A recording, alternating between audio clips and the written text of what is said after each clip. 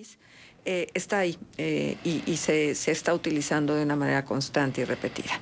Pero bueno, independientemente de la presencia del ejército en otros quehaceres que antes eran reservados a la sociedad civil, hoy vamos a hablar de lo que significa la militarización o la permanencia del ejército en las calles hasta 2028 y en relación a lo que nos ofrece. ¿Qué cambia y qué podemos esperar de la misma? ¿Qué se decidió? Que no se ha hablado, que sí se decidió y que es parte de la discusión legislativa que tuvo lugar. Y entonces para nosotros es un gusto tener en el estudio la presencia de la senadora de la República por el Partido Revolucionario Institucional, Verónica Martínez. Verónica, muchas gracias por estar con nosotros. Muchísimas gracias por la invitación. También está con nosotros el diputado federal por el Partido Revolucionario Institucional, Antonio Gutiérrez Jardón. Gracias, Toño, por estar con nosotros. Gracias, Marcela, por la invitación. Está con nosotros el licenciado Carlos Prado, abogado con maestría en Derecho Constitucional. Carlos, gracias por estar con nosotros. Un gusto tenerte acá. Y la verdad es que te invitamos porque el sustento, la base, es la modificación de la Constitución. Y modificaciones que se han venido experimentando a lo largo de la historia. No es nuevo. Y sin embargo, estas modificaciones han generado mucha controversia, Carlos. ¿Hasta dónde la Constitución sigue siendo la Constitución del 17? Mira, para ser concreto, al tener una respuesta concreta a tu pregunta, 757 reformas ha sufrido la Constitución desde 1917. ¿Sí? Ya con ese dato tal vez podemos pensar, solamente hay 20 artículos que no han sufrido modificación desde el 17. Si pensamos y si observamos ese número de cambios, no sé, tal vez Jefferson decía que toda constitución debe de durar solo 34 años, ¿sí? Y Adams, una doctrina contraria, decía que las constituciones deben de durar para toda la vida. El sustento del argumento de Jefferson era precisamente que cada generación merecía un nuevo marco constitucional, porque son diferentes las necesidades de los pueblos generación a generación. Pero a tu pregunta, son 780 en números redondos, el número de reformas. Y el artículo 73, que es precisamente tal vez del que vayamos a hablar, es el que más reformas ha sufrido. El artículo 73 es el artículo más reformado de los 136 artículos. Uh-huh. ¿Cómo ha sido la evolución de la presencia del ejército desde la Constitución en el país? Mira, esta respuesta tendría que llevarnos incluso a la Constitución de 1824. Incluso tal vez a la Constitución de Cádiz, ¿sí? Pero para ser concretos, en cuanto a la del 17, el 129 constitucional de nuestra actual Constitución, que resulta ser idéntico al 122 constitucional de la Constitución de 1857, habla que en tiempos de paz el ejército tendrá que estar...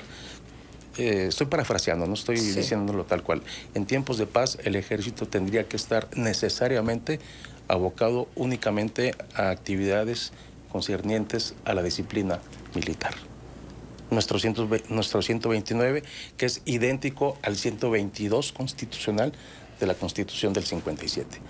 Y si revisamos la anterior, que fue la del 36, no te quiero mentir, creo que el 89 hablaba precisamente de las funciones que el ejército tendría encomendadas. Y ahí podemos seguir haciendo un análisis histórico de nuestras 6 constituciones que hemos tenido.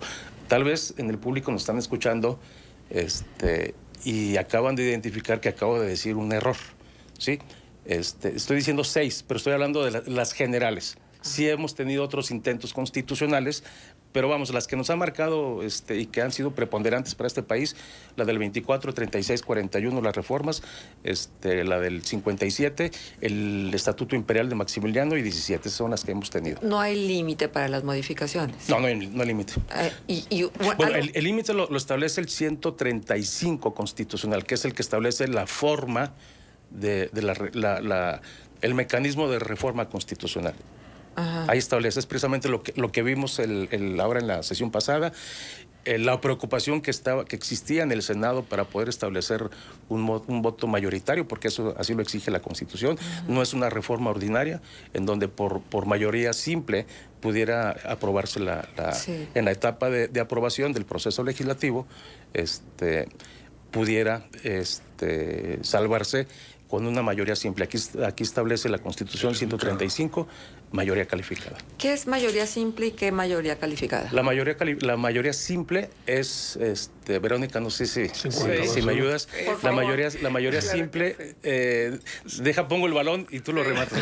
Sí. La mayoría simple es 50% más uno. El 50% de los asistentes más uno, los asistentes en la sesión. Y la mayoría calificada, por ejemplo, si en Congreso son 500 diputados, 200 por votación directa, 300 por votación directa y 200 plurinominales, ahí sí tiene que estar las 2/3 partes. Las dos terceras partes. De los presentes, ¿eh? En el caso Muchas gracias, Verónica. En el caso del Senado se requerían 85 votos de los 128, senadores. Entonces, bueno, pues metiéndome un poquito en el tema de lo que explicaba, ¿qué significa la primera reforma que se hizo en septiembre y la segunda que se votó hace una semana? Porque creo que es importante separar una de otra para que el público pueda entender qué fue lo que se hizo. La reforma que votamos hace un mes es en sí la militarización del país desde nuestro punto de vista, que es donde el gobierno federal pide que se pase la Guardia Nacional a depender de la Sedena y que la seguridad pública que nosotros en el Senado de la República pusimos como estrategia en el tema de Guardia Nacional, pues ya no va a tener un mando civil, sino militar. Esa votación, el PRI y todos los aliados la votamos en contra. Nosotros no estamos de acuerdo que el mando de la seguridad pública sea militar, sino civil. ¿Por qué? Porque estamos convencidos que el modelo que hoy ha funcionado en Coahuila, yo pensando en Coahuila y aterrizando el ejemplo en Coahuila, es un modelo exitoso de seguridad donde se han coordinado, no subordinado, coordinado, que esa es la gran diferencia. El modelo Coahuila es las mesas de trabajo que tienen los alcaldes. El día de ayer estuve acompañando al alcalde Román Alberto, al fiscal, y estuvo el mando de la Sedena, estuvo el mando especial de la Guardia Nacional, estuvo el director de la Policía Municipal, estuvo el fiscal. Entonces, ¿qué quiere decir? Pues que hay una mesa de trabajo donde se ponen de acuerdo con las acciones, con la estrategia de seguridad en la comarca lagunera, en particular el día de ayer en el caso de Torreón, y de forma coordinada se van haciendo pues las diferentes estrategias, a diferencia de lo que se votó hace un mes, que es Guardia Nacional depende de la Sedena. ¿Qué votamos la semana pasada? Que la gente decía, es que los senadores votaron la militarización del país. Eso no es verdad.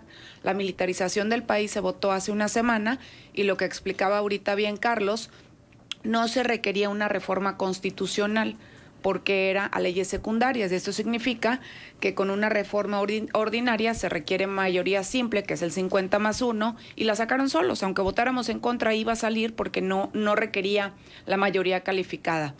Que sí votamos la semana pasada. De la minuta que llegó de Cámara de Diputados, se hicieron muchas adecuaciones que la gente no sabe y que ahorita en las redes sociales, pues todo el mundo se expresa y comunica y dice que se hicieron cosas que no conocen. Entonces creo que es una buena oportunidad para decirle a los radioescuchas, pues cuáles fueron los acuerdos que logramos y por qué nosotros apoyamos el que pueda seguir el ejército en las calles hasta el 2028. Si hacemos un alto en el camino y en este momento los ciudadanos, porque son los que mandan, le dicen a los gobernadores y a los alcaldes, oigan, ¿están ustedes listos para hacerle frente al tema de seguridad sin el ejército, sin la Guardia Nacional, ustedes solos? Yo te aseguro que la mayor parte, tanto de alcaldes como de gobernadores, van a decir, no estamos listos, por muchas razones, porque se quitó un fondo para la seguridad que regresa dentro de las negociaciones que ahorita voy a compartir, porque las policías locales no se fortalecieron lo suficiente para decir, ya no dependemos del apoyo y la coordinación con el ejército mexicano. No es nuevo lo que hoy estamos ampliando. Tenemos más de 12 años teniendo este modelo de apoyo en seguridad pública con el Ejército Mexicano. En el caso de Coahuila, yo sí quiero reconocer el actuar, el respaldo que nos dieron 2009-2011, quienes vivíamos aquí en Torreón, sabemos perfectamente los tiempos de inseguridad que vivimos, que no estamos dispuestos a volver a eso, y por eso tenemos que ser muy cuidadosos. Primero, de seguir fortaleciendo las policías locales. En segundo, en mantener la coordinación con el Ejército. Ayer lo decía el fiscal, si a mí me preguntan si requiero de la coordinación, claro que Coahuila requiere de la coordinación porque nos ha dado buenos resultados y porque el modelo que hoy tiene Coahuila es ejemplo nacional. Yo les decía en las mesas de trabajo en el Senado, lo que deberíamos de ver es cuáles son los modelos exitosos de seguridad para poder replicarlos en otros estados. ¿Por qué no pasa lo que pasó en Coahuila en otros estados de la República? Porque no existe esta coordinación. El modelo Coahuila se creó en el sexenio anterior, precisamente de la ola de inseguridad, donde Torreón era la quinta ciudad más insegura del mundo. ¿Y cómo salimos de eso? Bueno, pues con el apoyo del Ejército, con el fortalecimiento de las políticas públicas, pero desafortunadamente cuando se eliminan todos estos fondos, que en lo particular yo estuve en desacuerdo y votamos en contra, decíamos, es que requerimos los recursos para que llegue el momento en que las policías municipales y estatales sean lo suficientemente fuertes para hacerse cargo de la seguridad sin la necesidad del Ejército Mexicano.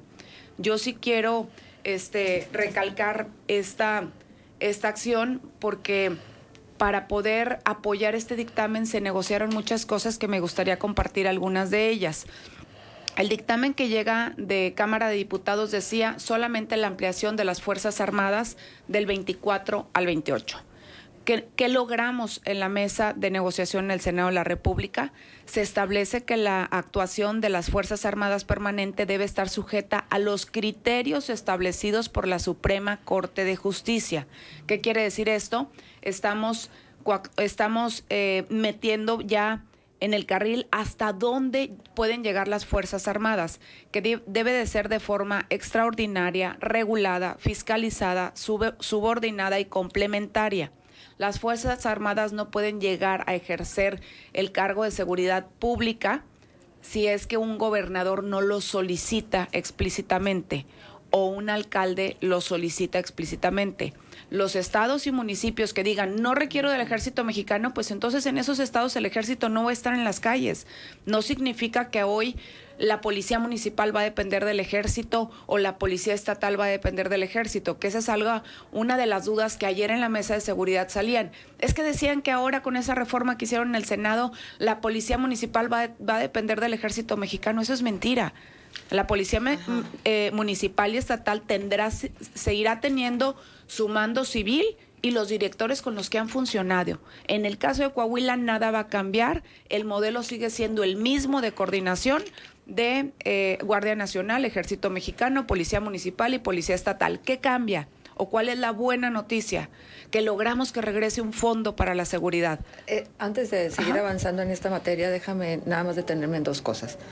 Quiere decir que la presencia del Ejército va a ser como ha venido siendo hasta el día de hoy. Es decir, yo no voy a ir a la calle y me voy a encontrar a los militares y me van a detener porque me van a ver sospechosa de algo. ¿No? No, nada de eso. Rotundo, ¿no? Rotundo, no. Ningún militar te va a ir a detener y le van a hablar al militar para decirle, oiga, vaya, porque está habiendo un robo a casa habitación y entonces va a llegar el Ejército a detener al ladrón. No. ¿La Guardia Nacional sí? La Guardia Nacional tampoco. La Policía Municipal es la encargada de la seguridad pública, es una policía de proximidad. Quien es la encargada de los robos, de los delitos, del fuero común, del día a día, es la Policía Municipal y la Policía Estatal. ¿Qué rol juega? La Guardia Nacional, en lo que nosotros autorizamos en el Senado de la República, era que se creara una Policía Federal, como antes se conocía, a través de un nuevo nombre que se llama Guardia Nacional. Nosotros no estuvimos de acuerdo en que eliminaran una Policía Federal que había dado resultados. Como todo es perfectible, Tal vez tenían sus fallas y tenían sus errores que podían haberse corregido. Sin embargo, este gobierno dijo, queremos la confianza de crear un nuevo modelo de seguridad, que a mi punto de vista no ha funcionado y no ha dado los buenos resultados. ¿Por qué?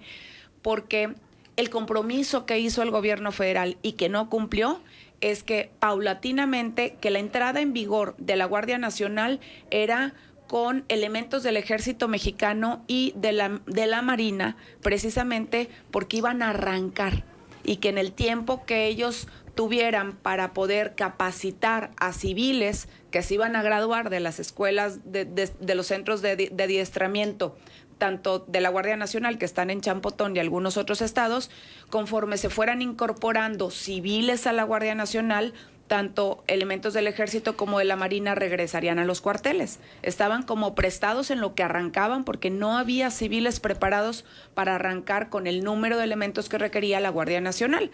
¿Qué estamos haciendo ahora? Regresando los fondos de seguridad para que la policía municipal y estatal tenga los recursos para seguir invirtiendo en inteligencia, armamento, capacitación, pruebas de control y confianza, compra de patrullas y todo lo que antes, a través de esos fondos que se eliminaron, las policías podían hacer frente. Bien, nada más déjeme preguntarle una cosa, Carlos, me parece importante. Cuando tú nos compartes, senadora, se establece que la actuación de las Fuerzas Armadas permanente debe estar sujeta a los criterios establecidos por la Suprema Corte de Justicia de la Nación. ¿Qué significa eso? Que la Corte va a resolver de acuerdo al control difuso de convencionalidad que impera en este país, de acuerdo al cuarto párrafo del artículo 1 constitucional, que la Corte va a resolver si las actuaciones de la Corte son o no constitucionales, a través de cualquiera de los mecanismos, a través del amparo, a través de la controversia constitucional o a través de la acción de inconstitucionalidad. Son 7 los mecanismos de control constitucional, que en este caso yo veo que solamente la Corte podrá conocer de 3, repito, el amparo, la controversia constitucional y las acciones de inconstitucionalidad. ¿Para qué? Para que a través de un accionante, que el amparo es cualquiera de los gobernados, la controversia constitucional es cualquiera de las entidades que señala el 105 constitucional, o a través del 33% de alguna de las cámaras para iniciar una acción de inconstitucionalidad, la Corte, sesionando en pleno, podrá resolver la constitucionalidad de los actos que están siendo reclamados. Ahora, aquí, Verónica, perdón, quiero hacer notar, y lo comento, perdón que lo comente en este momento, porque es muy importante. Yo no he escuchado a nadie, y anoche lo estuve todavía revisando, yo no he escuchado a nadie que haya señalado que no se está cumpliendo la reforma de marzo del 19, que no se está cumpliendo conforme lo señalan los transitorios. ¿Sí? Sobre todo el segundo transitorio. Hemos hablado mucho acerca del quinto, ¿sí? En cuanto al la extensión del plazo. En cuanto al plazo que señala el quinto, y la ampliación que tengo entendido que fue lo que se discutió ahora en senadores. Segundo transitorio. Nadie, yo no he escuchado de verdad a nadie que haya reparado que la Guardia Nacional, como está conformada ahorita y como está funcionando ahorita, está en contra del segundo transitorio. El segundo transitorio habla que la Guardia Nacional se va a integrar por policías federales, policía militar, no elementos de tropa o de cualquier otra arma, caballería, artillería, infantería, y policía naval. Bien. ¿Sí? Si hablamos con cualquier, yo estoy seguro que si hablamos con cualquier Guardia Nacional en este momento y le preguntamos, incluso ha habido que ellos mismos y de manera espontánea han dicho, yo pertenezco al 8º regimiento, yo soy del arma de infantería. Todo Guardia Nacional que venga de Sedena, que esté comisionado de Sedena, que no haya pertenecido en Sedena a la Policía Militar, está incumpliendo el segundo transitorio. Bueno, muy técnico el asunto. Vamos a tratar de entenderlo y vamos a tratar de dimensionarlo. Toño, te vamos a escuchar cuando regresemos. Sí. Vamos a la pausa. Gracias. Contextos.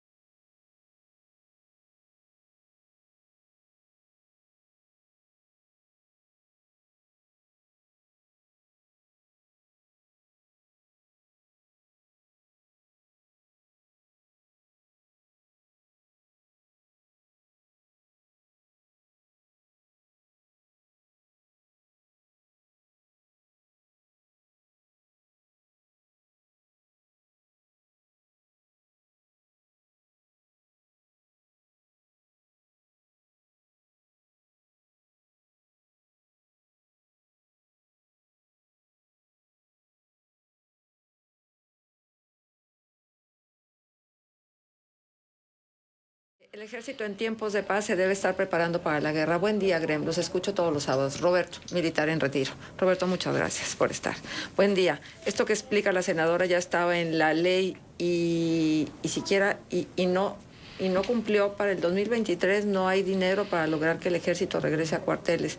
Por eso creo que el voto va contra el bien de México, nos dice Evi de León. Buen día, amigos de Contextos y a los invitados. Estoy de acuerdo en que la situación actual, los gobiernos estatales y municipales no están provistos de los recursos necesarios para enfrentar la inseguridad y delincuencia. Es un mal necesario que el ejército siga apoyando. Pero espero que los acuerdos para votar a favor de la reforma hayan incluido la obligación de que los 3 niveles de gobierno, en serio, se apliquen en la creación de cuerpos profesionales y con recursos suficientes para llevar a cabo esa labor y que se quiten ya al ejército de las tareas que no les corresponden por su naturaleza.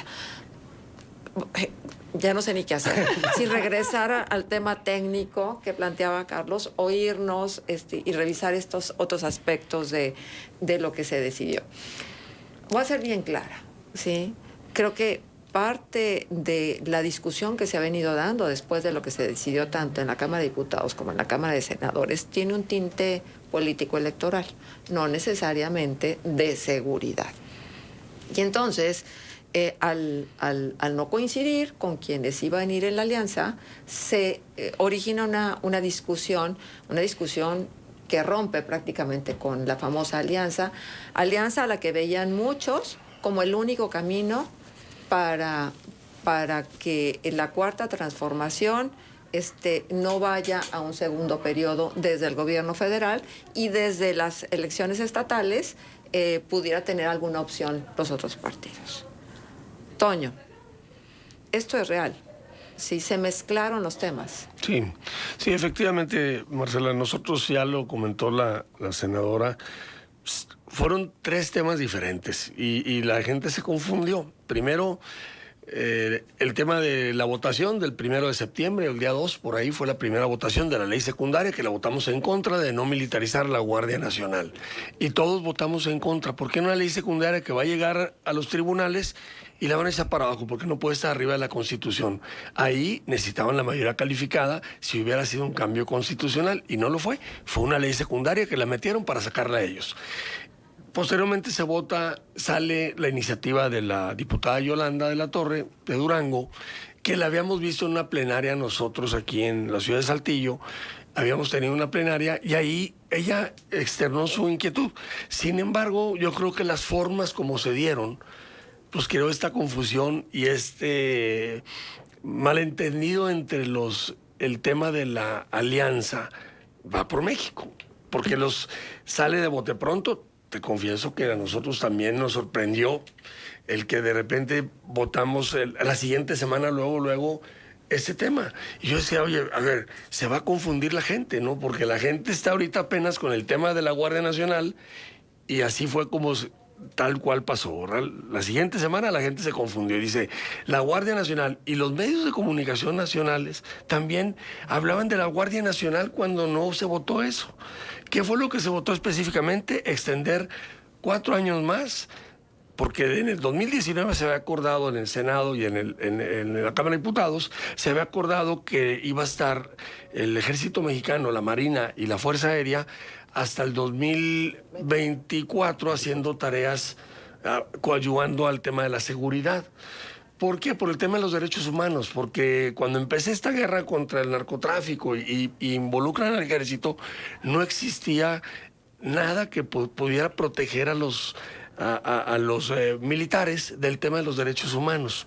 Entonces ellos solicitaron eso y se votó hasta el 2024. Sí, el gobierno federal no hizo su tarea, esa es una realidad, porque no hizo la tarea y el compromiso le quita fondos a los estados, le quita fondos a los municipios, hace un recorte presupuestal. Entonces, ya cuando ve el que no hizo su tarea, trata de cambiar entonces a que la Guardia Nacional se integre al ejército, y eso no estamos de acuerdo. Entonces, sí pasó el tema de la alianza, sí. Y el tema de la alianza se ve ahí desgastado porque yo insisto que también por el lado de la alianza, los de Acción Nacional y el PRD salen a declarar inmediatamente el rotundo no. Y dicen, oye, no vamos. oye, una apertura de diálogo, vamos como se hizo en el Senado, oye, vamos a revisar cómo podemos poner candados, pero pues hasta se contrapuntearon por ahí las opiniones entre gobernadores de Acción Nacional que decían, oye, pues yo sí requiero al ejército. Y luego dicen, oye, no, es que no queremos al ejército. Entonces, ¿qué es lo que pasa? Lo que se vota específicamente nosotros en la Cámara de Diputados, que sí fue por mayoría calificada, fue la ampliación a 4 años más. Y yo les pongo un ejemplo aquí en la comarca lagunera. A ver, imagínate que llegue el cambio de gobierno en el siguiente año, el 2023, y en marzo del 2024 se van los militares. Nosotros en la Laguna vivimos épocas de terror, y yo lo he comentado muchas veces, terrible. Y batallamos muchísimo para coordinar el mando regional. Entonces yo se los ponía a algunos empresarios que nos cuestionaban por el tema del voto, les decía, imagínate que lleguen y nos digan, oye, se va el mando único, ya no va a poder salir cuando hay tareas de seguridad. Y eso que Coahuila ha hecho su tarea tal cual, le ha invertido en seguridad, le ha invertido en las fuerzas, tenemos policías estatales, tenemos armamento, etcétera, etcétera. Pero no tenemos a nuestros vecinos igual. Imagínense Zacatecas, el mismo Nuevo León, Tamaulipas, Chihuahua, Durango, que en la laguna está bien coordinado, pero te vas un poquito más hacia la parte del Pacífico y hay un desorden, ¿no? Entonces, creo yo que la relación que existe y esa coordinación que existe en el modelo de Coahuila y de la laguna, pues caray, no nomás fue por el tema de esa relación, sino porque se hicieron muchas cosas. Acuérdense que cerramos casinos.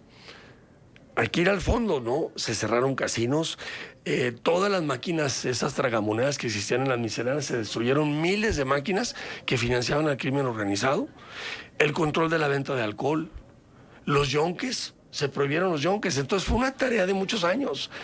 Entonces esa se invirtió en cuarteles militares, tenemos la brigada aquí en San Pedro, 5 cuarteles grandes, se va a inaugurar uno en Ciudad Acuña, cuarteles en las fronteras, cuarteles estatales, entonces no es el trabajo solamente del gobierno federal, y no quiere decir que estemos excluyendo al gobierno federal. Yo creo que es la voluntad política de los gobernadores también que se tienen que sumar a hacer un proceso para que se transforme el tema de la seguridad en un estado. No solamente con el recurso que les va a llegar va a funcionar.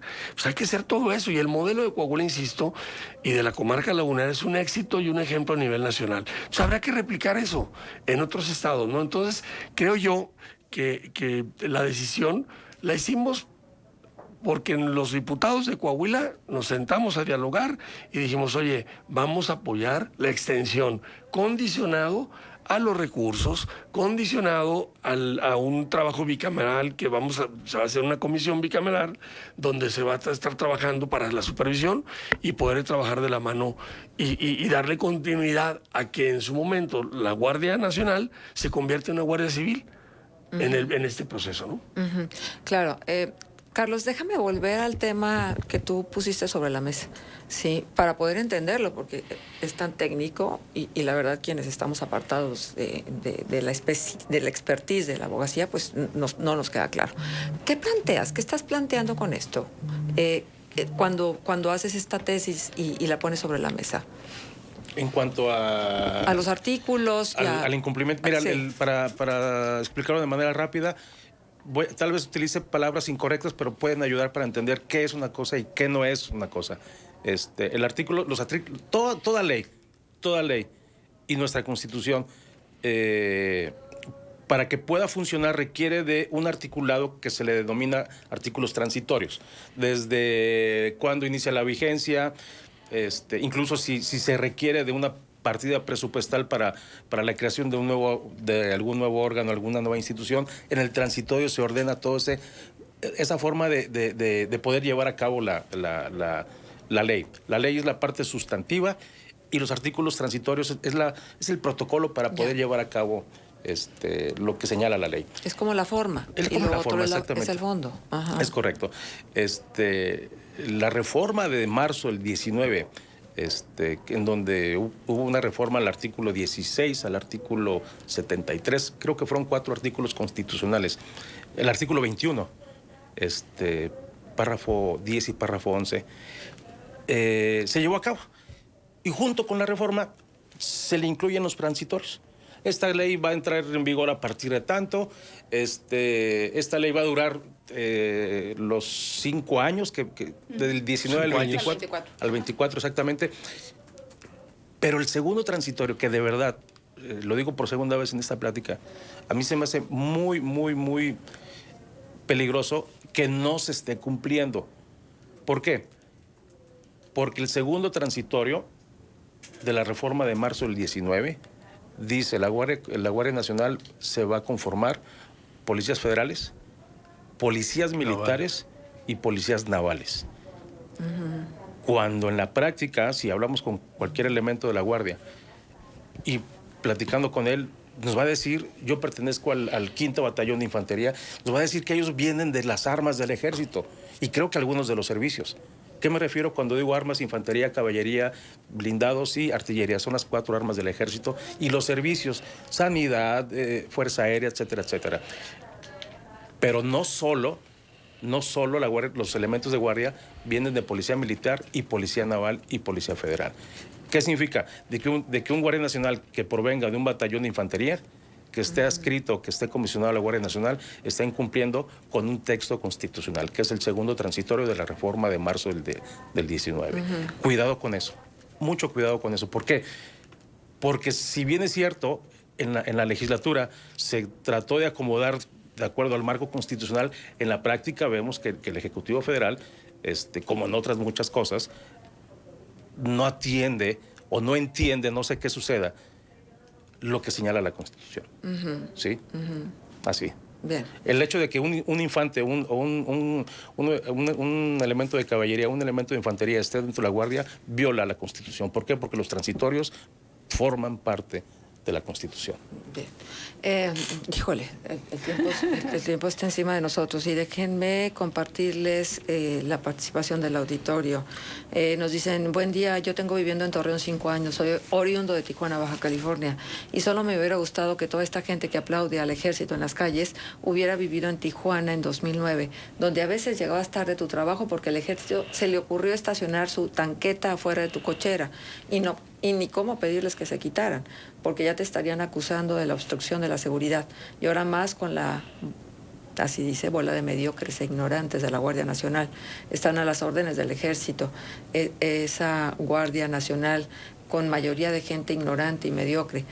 Para prueba el video que sacó Ciro Gómez Leiva en su noticiero de la noche. ¿Cómo confiar en la Guardia Nacional? ¿Están capacitados? Ustedes ya se cercioraron como legisladores antes de votar que realmente la Guardia Nacional está en la circunstancia de prestarnos la ayuda que necesita el país. Bueno, ustedes votaron en contra de que hubiese un militar al frente, pero finalmente ahí está la Guardia Nacional, ¿no? ¿Saben las capacidades de cada uno de los integrantes de la Guardia Nacional y del Ejército? ¿Los criterios, la responsabilidad que tienen de salvaguardar los derechos humanos? Mira, Marcela, yo creo que es un tema sumamente complejo para poderlo explicar, pero trataré de hacerlo, sobre todo para que el auditorio pueda entender. Cuando se crea la Guardia Nacional, se crea dentro de las funciones que tiene el Senado de la República, que es en materia de seguridad. Lo que nosotros pedimos fue que tuviéramos una estrategia nacional de seguridad que pudiera hacerle frente a la coyuntura que hoy vive el país. Nunca estuvimos de acuerdo en que elementos de la Marina y del Ejército se vinieran a ser parte de la Guardia Nacional. Nosotros proponíamos desde un inicio que se quedara la Policía Federal y que le cambiaran el nombre y que hubieran que hacer los movimientos y adecuaciones que tuvieran que hacer con la Policía Federal, porque ahorita tú puedes preguntar en muchos municipios, muchos fueron dados de baja, fueron despedidos y eran policías civiles que tenían una trayectoria, que tenían una capacitación, pero como todo en este gobierno, lo que existe huele a corrupción y todo se tiene que deshacer, pues eliminaron la Policía Federal. ¿Qué nos quedaba a nosotros? Nosotros sí estamos preocupados porque la estrategia de seguridad cambie. Lo hemos dicho en reiteradas ocasiones. La Guardia Nacional no ha dado los resultados que el país necesita.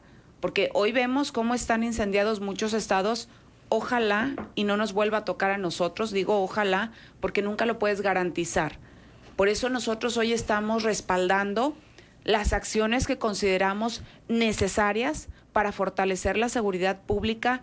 Yo hablo por Coahuila, en Coahuila. ¿Y a qué me refiero? Ahora la Fuerza Armada Permanente que realice tareas de seguridad pública tendrá que ser capacitada en la doctrina de policía civil y por ningún motivo podrán sustituir a las autoridades civiles en el cumplimiento de sus funciones. Ahí queda clara la pregunta que hace rato me hacías. ¿Van a hacer entonces la función de la policía municipal? No. Aquí queda claro y lo dejamos expreso en esta reforma que se hizo, que por ningún motivo van a cumplir las funciones de la policía local, pues. Se establece también la obligación de presentar al Congreso de la Unión informes semestrales. Nadie les rinde cuentas, o sea, nadie pide informes. Para nosotros sí fue muy importante el poder establecer esa obligación. Y se crea una comisión bicameral, tanto de diputados como de senadores, para establecer esta comisión a la cual van a estar rindiendo los informes, y también se podrá citar a comparecer al secretario de la Sedena, al secretario de Marina, al responsable de Guardia Nacional. Por otro lado, se crea ese fondo permanente para las entidades federativas y municipios destinado al fortalecimiento de sus policías municipales a partir del 2023. Y aquí hay un punto importante para Coahuila. Hasta el 25% de dicho fondo se asignará a las entidades federativas con los mejores resultados en materia de seguridad. ¿Qué quiere decir esto? Que Coahuila va a tener acceso a mayores fondos para el fortalecimiento de nuestras policías locales. ¿Por qué? Porque la fórmula que antes se tenía era entre más violencia tenías, entonces más recursos tenías, o entre más marginación tenías, lo iban a hacer. Ahora el fondo se estipula que el 75% será destinado a por entidad federativa en base a su número de población y el otro 25% en base a las buenas prácticas de seguridad. Muy bien, vamos a la pausa, volvemos. Contextos.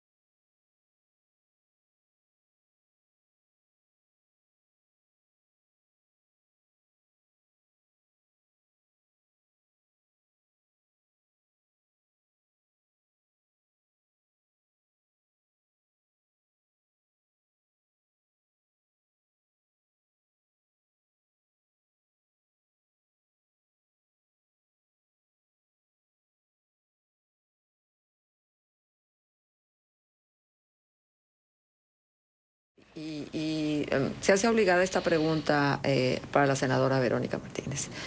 ¿Por qué cambió la intención del voto? ¿Por qué primero dijo que iba a votar en contra de la permanencia de los militares y después cambió? En ningún momento cambié. Yo voté en contra de la militarización de la seguridad pública. Son dos dictámenes diferentes, es lo que hemos tratado de explicar y la gente no entiende. Son dos dictámenes diferentes. Ustedes podrán checar en la página del Senado. Mi voto fue en contra de pasar la Guardia Nacional a depender de la Sedena. Esa para mí fue el voto de la militarización del país y lo voté en contra. En el caso de extender el tiempo del ejército en las calles, yo nunca dije que no estaba de acuerdo. Yo dije, estoy de acuerdo en el modelo que hoy tenemos en Coahuila, y el modelo que hoy tenemos en Coahuila es la coordinación. Ojo, no la subordinación, la coordinación. Y en esta coordinación nosotros hablamos con los alcaldes de Coahuila, hablé con el gobernador, y sí nos dijeron, requerimos mantener el modelo que hoy ha funcionado en Coahuila de coordinación con el ejército. Sí lo requerimos. ¿Y por qué también otra de las razones por las que apoyamos el extender y apoyar el tema del ejército en las calles? Porque regresamos el fondo. Pudimos regresar recursos públicos para fortalecer las policías locales, que de otra manera, si no se cuentan con los recursos suficientes para fortalecer las policías locales, nunca vas a dejar de depender del ejército. Tú requieres una policía fuerte, con buen armamento, con buena capacitación y suficientemente independiente para hacerle frente al tema de seguridad. Mientras no tengas fondos, no hay forma de dejar de depender del ejército. Ajá. Esas son las razones. Y de acuerdo a las estadísticas que hemos venido viendo, la cantidad de homicidios dolosos que ocurre día a día, estados incendiados, como ustedes mismos lo han dicho, Zacatecas, uno de ellos, por supuesto también Michoacán, en Guerrero, etcétera. ¿Por qué seguir por el mismo camino? O sea, Coahuila le dio resultado, pero ¿por qué seguir con el mismo camino? Aquí hay una gran diferencia. El modelo que tiene Coahuila no es el mismo modelo que tiene Zacatecas ni que tiene Michoacán.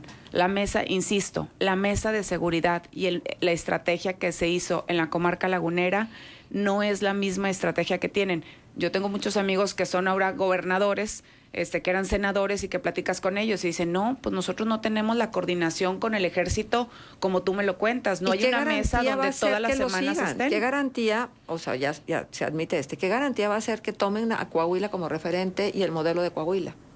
Si lo que se viene haciendo es exactamente por lo que se votó, ¿no? Porque continúe. No, pero ahí a lo que se refiere, Marcela, es, a ver, sí, para que continúen, pero va a estar supervisado a una revisión con todos estos puntos, candados, que eso vamos a forzar a pedir resultados, a citar ahí, a comparecer a quienes están al frente, porque al día de hoy no hay ningún informe, ¿eh? O sea, un informe de avances, pues no existía. Entonces ahora, el modelo Coahuila, y yo ahorita platicando un poquito al respecto, decíamos, oye, a ver, si Coahuila implementó lo que ya les dije, de cerrar casinos, hacer todo donde se financiaba el crimen, etcétera, etcétera. Se blindó, se pusieron cuarteles en las partes importantes que colindan con los estados vecinos, etcétera, etcétera. Ha hecho toda esa infraestructura y ha invertido. No estamos todavía preparados para soltar al ejército así al 100%. Yo estoy seguro que si nos comparamos con otros estados, probablemente Coahuila sea el que menos afectado saliera si el ejército se fuera. Sin embargo, con todo y que se hizo la tarea, no estamos preparados. Por eso decidimos nosotros darle esta extensión con recursos, como lo pudieron lograr los senadores. ¿Por qué? Porque le quitaron pues, durante 3 años los recursos ya a los municipios y a los estados para el tema de seguridad. Coahuila siguió invirtiendo en seguridad, no lo descuidó, ¿eh? No quiere decir que no me mandaron recursos, entonces las policías municipales aquí en el estado y estatales mermaron. Pues no, ¿verdad? Se siguió invirtiendo porque ya habíamos vivido tiempos donde no queremos por nada del mundo que regrese el tema de la inseguridad al estado, ¿no? Vamos a escuchar qué dicen los panistas respecto a estas decisiones. Pues mira, lo que se debería tener en cuenta es que lo que ha venido funcionando durante los últimos prácticamente 18 años o más tiene que ver con una estrategia que ha estado equivocada y que ha incrementado los niveles de violencia en el país.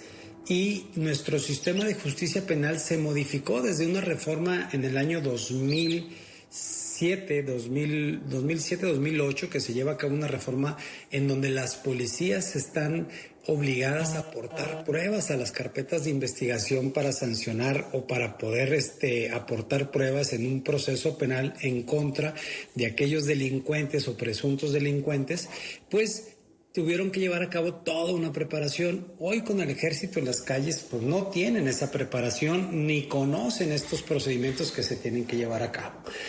En este gobierno en específico han venido asfixiando a las policías estatales y municipales con el recorte de presupuesto, ¿sí? Y entonces las características de los militares, su formación académica, su preparación, pues es totalmente distinta a un poder civil o a un policía con preparación de carácter civil que tiene que ver con la coadyuvancia hacia los ciudadanos, hacia las autoridades con un mayor nivel de criterio, y que esto nos está dando. Lo que aprobó el Senado o ya el Congreso prácticamente es la ampliación de la estrategia hasta el 2028. O sea, es prorrogar todavía todo esto y no se ha hecho una evaluación porque estos 4 años todos los delitos de alto impacto se han ido incrementando: secuestro, homicidio, enfrentamientos en las calles. Lo vemos pues en todos los días en las noticias como en diferentes partes del país pues es prácticamente un polvorín, ¿no?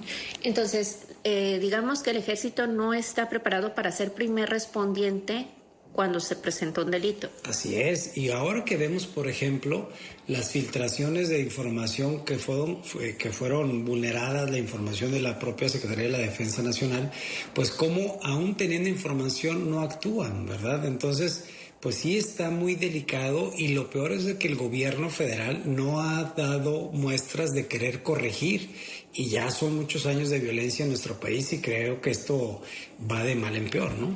Ahora, el argumento de la fracción del PRI en el Senado es que los estados y los municipios no están preparados todavía para que el ejército salga de las calles y para tener la autonomía de que sus policías locales se encarguen de la seguridad. ¿Cuál es su opinión al respecto? No, es totalmente falso. Pues aquí hay muchos ejemplos en el país en cómo las policías municipales y estatales pues sí tienen elementos, capacitación. Lo que no tienen es recursos para tener patrullas, armas, para mejorarles los sueldos. Ese es el problema. Y la otra parte, que es no menos importante, es que en todo este tiempo no es que las policías no estén preparadas, simplemente se han dejado a un lado porque está operando o está trabajando el ejército, o van como coadyuvantes en operativos con el ejército. Y pues bueno, ¿cuántos elementos de las policías estatales y municipales han sido pues prácticamente caídos? Y sin duda alguna pues no hay una demanda de nuevos cadetes que quieran ser policías estatales y municipales. Yo creo que... Bueno, esa es la opinión de Jesús de León, panista, respecto al tema que hemos venido abordando. ¿Algo que anotar, Toño? Sí, digo, yo insisto, a lo mejor históricamente la capacitación de las policías municipales se daba de una forma, y tenemos la academia aquí de policías, etcétera, etcétera. Pero debido a eso, cuando sale el crimen organizado en los años 2007, 2008, 2009, que empieza la guerra contra el narcotráfico, pues resulta que están más preparados los que estaban de aquel lado con los que los policías municipales. Entonces, donde interviene la capacitación del ejército. Entonces, yo difiero. Yo sí creo que los policías municipales, independientemente de su actuar y su responsabilidad, necesitan una capacitación militar para el manejo de las armas, para muchas otras cosas que lo tienen que tener. ¿Por qué? Porque los que tienen enfrente, que es el crimen, están preparados para eso y más. Muchos de esos son exmilitares que se fueron en una corriente allá con aquellos Zetas y todos aquellos que corrieron. Pues son exmilitares. Entonces tienes que tener también policía preparada. Bien lo dijo la senadora, qué bueno que va a haber un programa con los marinos que puedan capacitar. Coahuila tiene policías de reacción, tiene policías estatales, tiene diferentes tipos de policías, los municipales, el tránsito y vialidad, o sea, son diferentes tipos de agrupaciones. Entonces yo sí creo que necesitan un tanto una capacitación militar. Bueno, y para concluir, yo sé, una última idea de cada uno de ustedes, pero una respuesta a esta pregunta. ¿Por qué en los últimos 4 años han cambiado tanto de coordinador militar del mando único? ¿Cuántas veces han cambiado y por qué? Llevan, creo que son, si mal no recuerdo, son como 4 o 5 los que se han estado aquí, los generales. Pero es normal eso, ¿eh? Normalmente el ejército hace eso precisamente para evitar cualquier tipo de compromisos o evitar cualquier tipo de corrupción. Y llegan aquí, la verdad, los generales, a mí me tocó ya conocer a varios, y nomás son temporales. Si recuerdas, los mismos que son los generales de las zonas militares, pues duran cuando mucho 2 años, a veces aquí. Sí. Entonces, es el actuar del ejército. Lo hacen y hacen un tema de que son, rotativos, ¿no? Para estrategia también. Sí, es estrategia de ellos. Militar. Bueno, y entonces no tenemos mi tiempo. Ya no tenemos. Se nos fue. Una última México reflexión. está incumpliendo compromisos internacionales. Desde el 2018 a México lo sentenciaron, en el caso Alvarado y otros en contra de México, de que no fuera las labores policíacas no estuvieran a cargo de los militares. Y la Corte Interamericana impuso los requisitos de que sea de forma extraordinaria, de forma subordinada, y no estamos cumpliendo de que sea extraordinario, es una cuestión ya ordinaria. Bien. Y México está incumpliendo compromisos internacionales que también obliga el marco constitucional. ¿Y por qué dejaste esto hasta el final? Pero, una palabra. Pues bueno, nomás para cerrar con esto. Eso precisamente era una gran preocupación en el Senado de la República y por eso se establece que el actuar de las Fuerzas Armadas permanente debe estar sujeta a estos criterios de la Suprema Corte y de temas internacionales, extraordinaria, regulada, fiscalizada, subordinada y complementaria. Bien, Toño. Pues que vamos a estar, de hecho se va a votar, nosotros tenemos el compromiso de votarlo ahora el jueves de la siguiente semana, ahí estaremos nosotros ya con estas adecuaciones y también interesante el compromiso de los gobernadores y los alcaldes de tener que aportar, si van a recibir recursos, también ellos tengan el compromiso de aportar Que recursos hagan y su aplicarlos. cochinito, a ver de dónde, pero que hagan su cochinito. Claro. Muchas gracias por estar Al con contrario. nosotros, de verdad, Al contrario, muy Marcela. agradecida de que nos permitan entender un poco más este tema. Son Gracias. las 10, hasta aquí llegamos por hoy. Muchas gracias. El lunes entrante sí que los esperamos. Gracias. Q 91.1 FM.